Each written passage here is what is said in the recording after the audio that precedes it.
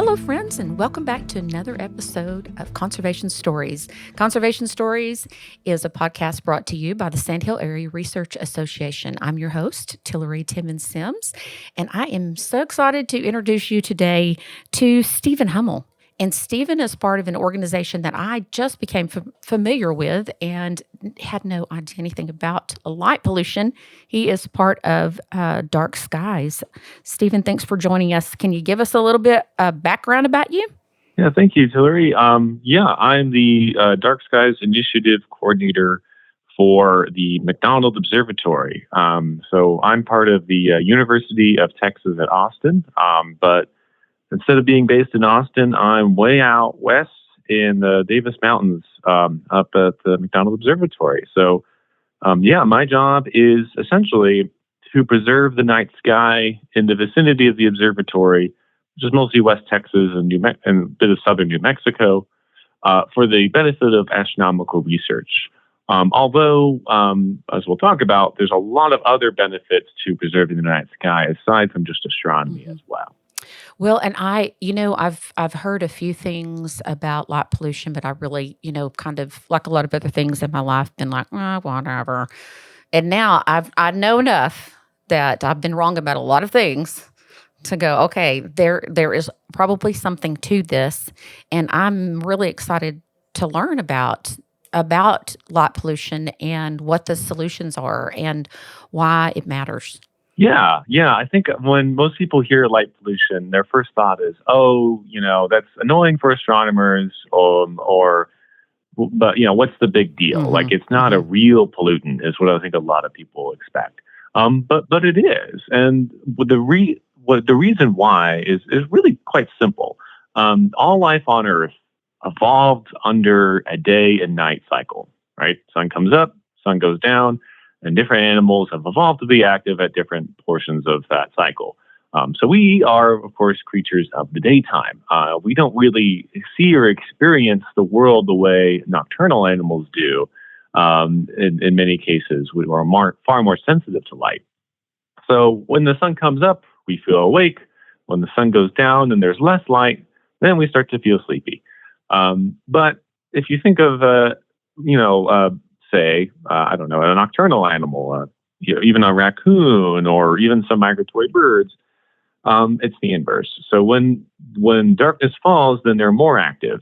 They actually generate less melatonin, the hormone that helps make you sleepy. And so all sorts of behaviors can be affected by artificial light at night. Everything from our own sleep cycles to migratory patterns of animals, breeding behaviors, feeding, pollinating. The list goes on and on and on. And when you really look into it, it's kind of amazing that it took this long to really recognize light pollution as a significant problem it is. I think it's just because we are, again, creatures of the daytime. We have a diurnal bias. We see things in the daytime and think that's kind of all that there is to the world, and the rest of the world goes to sleep too.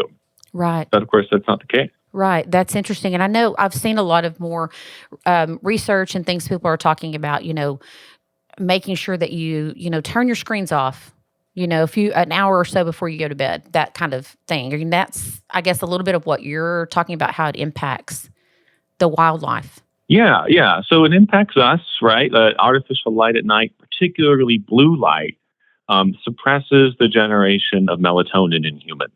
And so that can throw off your circadian rhythm. And that is even tied to certain health risks, like even certain forms of cancer, diabetes, increased risk of severity for mental health effects like PTSD, depression. There's a long list of really serious and deadly diseases that are linked or correlated with light pollution. And so if it affects us, it affects the natural world as well. Most people, especially on the eastern half of the U.S., when they were growing up, they remember fireflies being everywhere. And now, of course, they're really kind of rare. I remember as a kid going outside and just catching them all up in a jar, and it was just a fun thing to do. There were so many, like, it didn't seem to matter. But now, you're lucky to see a couple. And so, in that case, the light is just making it harder for them to find each other and communicate. And and reproduce. Wow, that's So kind of sad. it is sad. Yeah. Because I have memories of that too, but only down, we would go to Lake LBJ. My grandparents had a house there, and that's the only place I'd ever seen them, because I never saw them in West Texas. But I saw them there for the first time as a kid, and just, they're amazing little creatures. Yeah, and of course there are other reasons why they're threatened. There's a lot of pesticides and overgrazing and a lot of other things. But light pollution's among the top reasons. But I don't want this to sound too negative, because the nice thing about light pollution, right, as opposed to some other forms of pollution, is that the solutions are actually really easy and immediate, right? To fix the problem, you could literally flick a switch and it goes away. It doesn't persist in the environment like other pollutants. So the majority of light pollution is really caused not just by any light, but certain kinds of lighting practices, namely lights that are kind of aimed up towards the sky. You think of like a typical floodlight aimed sideways, maybe a third or half of that light, it doesn't fall on the ground. It just goes straight into the sky.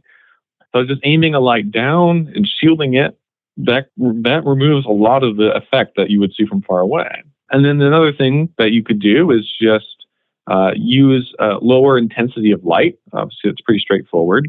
But this is actually really related to safety. Like, when a lot of people think about light pollution and think, maybe it is a problem, but our money safety is more important.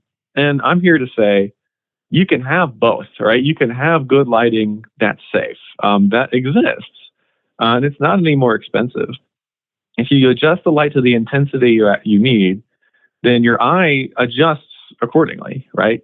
Or put another way, instead of light, the more light you add to an environment, you don't necessarily get more safety, right? It levels off after a certain point, and that point is pretty low.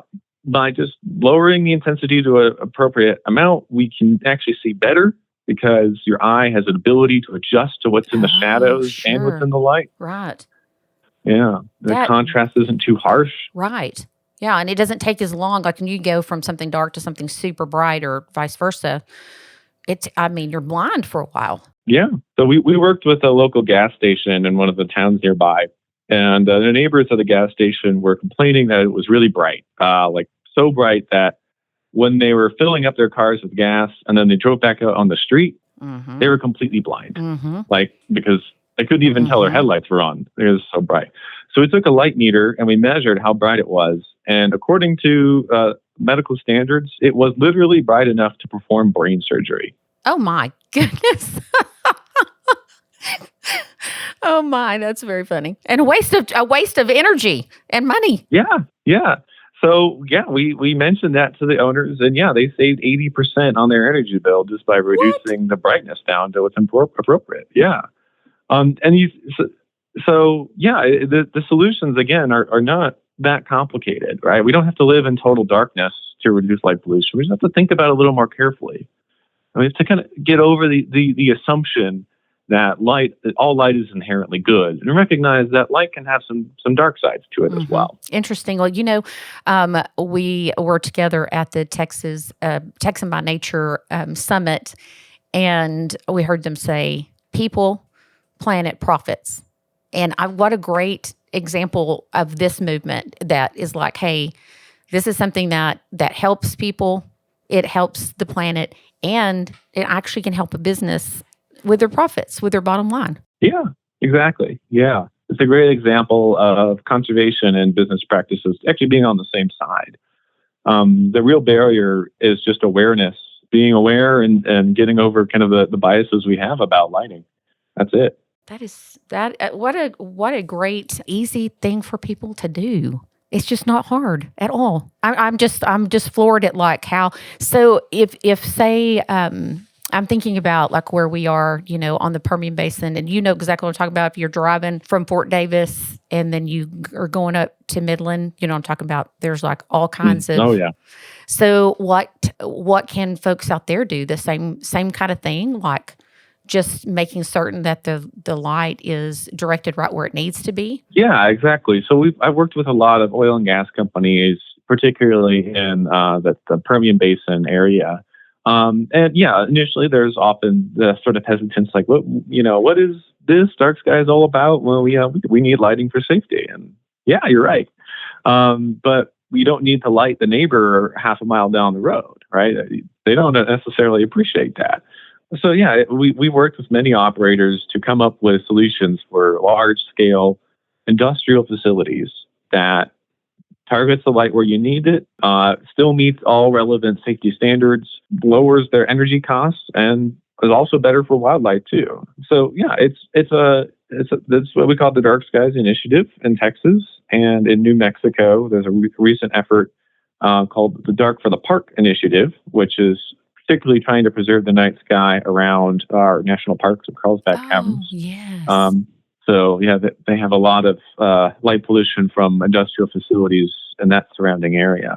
But yeah, it can work, and we've proven it now on large scales. It's just a matter of getting the word out and getting the job done. And on that front, I have job security because there are thousands of operators out there. Yeah.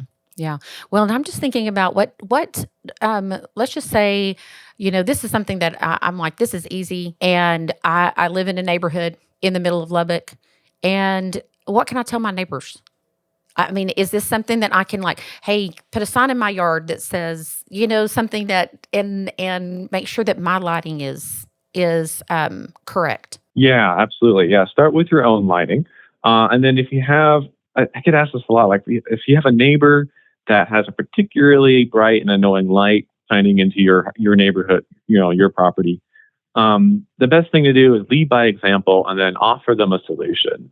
So what you don't want to do is go to your neighbor and say, hey, your lighting is awful, fix it. Like, they're not going to know, what it means. To them, it's good. So you have to find and research a solution to provide to them and make it easy. So sometimes we'll actually donate fixtures or help them find something that works. And you can go to darksky.org, and they have a list of dark sky certified lights, as well as some other tips. So they make it easy. And yeah, in West Texas, far west, McDonald Observatory offers a recognition program for businesses and facilities that use good lighting.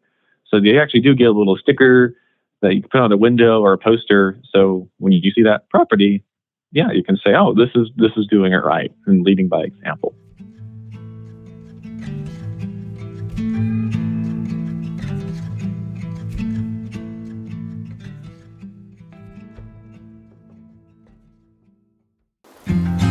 Out here on the Texas plains, water is everything, and there's a resource that's as vital as it is fragile: our playa lakes. These lakes are nature's reservoir, catching rainwater to recharge our aquifer and provide lifelines for wildlife. But now they need our help. In collaboration with the Texas Playa Lakes Conservation Initiative and the Cargill Global Water Challenge, Sarah has started the Our Legacy is Tomorrow's Water initiative to inspire and work with landowners to restore and protect our playa lakes. Each playa we save helps secure a sustainable water future for the generations that will be coming after us. Whether it's improving soil health, restoring habitats, or recharging groundwater, we are committed to making a difference. Together, we can build a legacy that we can all be proud of. To learn how you can join in, visit the Playa Lakes Restoration Initiative page on the Sarah website. Let's keep Texas water flowing strong for the future. Visit sarah-conservation.com. So what's the response? I mean, to me, especially where you are, I don't know if people have been, most of our listeners surely have maybe been down to that part of Texas. It's just so beautiful. And the night sky there is like a tourist attraction. So I guess you have pretty good response to people wanting to dim the lights there or make sure that the lights are not pointing upwards. Yes, yeah. Is that about right? Yeah, people understand it there a little bit better, maybe? Yeah, I think, on average, more people understand it better here than elsewhere. So efforts to preserve the night sky have been active since the 1970s here. And by state law, the counties around the observatory have lighting ordinances. So it's actually a requirement in most places. Although it really comes down still to awareness to actually make sure it's done well. But yeah, most people are supportive, in large part because our night skies are so dark. It's part of the culture here. It's as integral to the area as the landscape. And as you mentioned, it's a big tourist draw. About 2/3 of the visitors to the region participate in a stargazing activity during their visit. So yeah, it's a big economic driver, and we get about 60 to 100,000 visitors annually at the observatory who participate in our programs. So yeah, we're the place to see the sky in Texas, and we want to make sure that it remains that way for decades to come. Yeah. So when a city like Lubbock, which we are, of course, everybody, I'm sure there's migratory birds everywhere, but I feel like we have a larger supply of them. We supply the suppliers, that they depend on, and we have our fair share of migratory birds. How does a city like, is it a pretty big impact? I've never thought about it disturbing. I don't necessarily equate wildlife and the city, but we are seeing a little more of that as we are encroaching on more of their habitat. So what, as a city, have you seen any cities in particular take an interest in light pollution and try to raise awareness or do anything about it as a a community effort? Yeah. So we have some cases of that here in Texas. Communities in the Big Bend region, like Fort Davis and Alpine, Marfa, are good examples. But outside of the Big Bend region, even where the night sky isn't necessarily as well known to be great, in Austin area, like Hayes County and a lot of the Hill Country area, there was a lot of efforts to preserve the night sky there as well. So, for example, the city of Dripping Springs since 2011 has been a certified dark sky community. And they're a suburb of Austin pretty much. So it's still, they have Walmarts, they have, big box stores and hotels and all that. But they're still doing their part to reduce the impact. And even larger cities like Tucson, Arizona have lighting policies to preserve the night sky. And that helps as well. Another great example is Flagstaff, Arizona, 70,000 people. And of all the cities in the world, they're probably the ones to take it the most seriously. They're very, very pro dark skies there, and they have some really progressive policies in preserving it. Really? It's been effective. Okay. So what would something like that look like? You're talking about passing some type of city ordinance where any future lighting has to be within the standards that you guys have set, which are not hard to meet and can save people money. Is that kind of what? And then they just help people that are interested. What do those projects look like, I guess is my question. Yeah. So, a city could pass an ordinance on lighting. And generally that means lighting shielded so that the light doesn't shine directly into the sky, at least for sources above a certain intensity. So, you would exempt things like Christmas lights and stuff like that, using intensity appropriate to the task. And then sometimes there's a color requirement. So the more blue the light is, the more it scatters in the sky. Oh, okay. That's the same reason the sky is blue, right? So using a more amber color helps a lot reduce the overall amount of light that's scattered in the sky that reflects off the pavement. And then just timing. So, for example, some cities have rules on turning off illuminated signs when the business closes or by a certain hour. There's different varying levels of things. But actually, in Texas, not a lot of people know this, but the state has a rule on light pollution in our health and safety code that applies to all state-funded projects. Passed in 1999, and it requires any light that uses state funds for the project to be shielded. So that applies to things like TxDOT and a lot of different projects. So the Texas is actually kind of ahead of the game when it comes to light pollution. We're doing a lot better than a lot of other states. Well, and that would make sense though, because we are, the stars at night are big and bright. And so it is part of our I mean, it's just part of our DNA. We want the Lone Star State to want the people to be able to see the stars. And when, let's just say a city does something like this, if you're in the city, does it impact how much you can see the stars? Yeah, so the city is still going to be, lit, light. We're still going to have enough light for safety and security and meet those needs. But yeah, you might see some more stars in the city limits.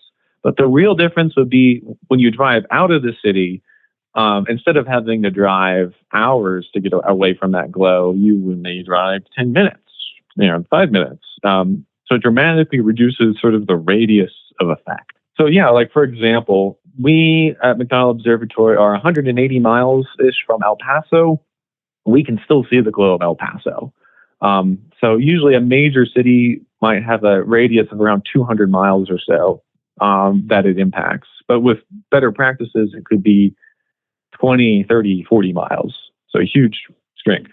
Well, so McDonald Observatory, other than keeping things dark, what else are you doing out there? Yeah, so we're home to one of the largest telescopes in the world. It's called the Hoppy-Eberle Telescope. And it is just completed a map of the universe out to about 11 billion light years. Oh, my. Looking at, galaxies, their light took 11 billion years just for it to reach us. So the goal of that project isn't just to build a map for a map's sake.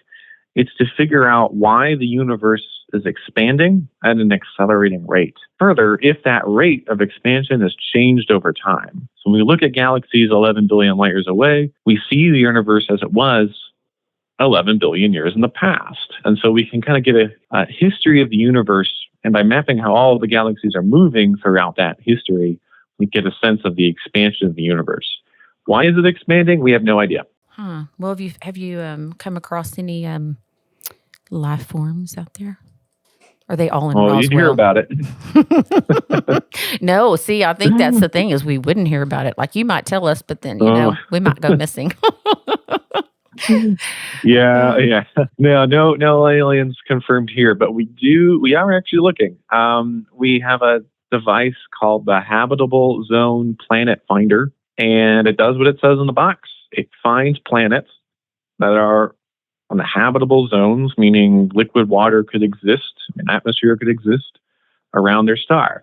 So hopefully finding planets that are at least kind of like the Earth, and maybe even measuring the composition of their atmospheres to figure out if they could harbor life. So no smoking gun, obvious signs of aliens yet, but we would let you know. Every astronomer wants to be that person that finds first name on the that other paper. Earth. There's Earth 2.0, and they're like, no, you are 2.0. That's what will happen is we find another Earth, and they'll be like, no, we were here first.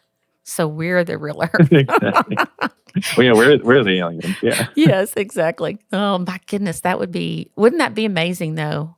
I guess that, like you just said, that's kind of like everybody's wildest dream is to come across something like that. It's just blowing my mind. Well, this has been really interesting, and I have a good case of ADD, and I'm always like, ooh, that's a great project. So I'm thinking to myself, man, how can we start promoting this in Lubbock? Because I do have a really sweet neighbor, but I'm telling you, I don't have to have any lights on in my house, and when their backlight is on, it is plenty bright. So I'm already thinking like, I could like gift them. Hey, here is another light fixture for you. Might be a nice idea. You never know how people respond. But and bring a pie, some brownies. That's a great idea. There we go. That's a great idea. Maybe say, we'll do it for you. We'll do the work for you. Because that's not always easy for some people to change out their light fixtures. But thank you for joining us. This has been super interesting, and I hope that our listeners have also learned some things they can do. I already know that I need to change the light fixture on my back porch and on my front porch. I know that they're bad. I already now know. So I'm motivated to do that and motivated to tell other people because it is really easy to do. Thank you, Stephen, for being here. Thank you so much for the opportunity. It was a pleasure. Well, I look forward to our listeners hearing this episode and learning all about it. And thank you, friends of Conservation Stories. I hope that you will like and share this podcast, it is a way that you can actually make a great impact on our efforts that we're doing here in the High Plains. I hope that you will join us again for another episode of Conservation Stories.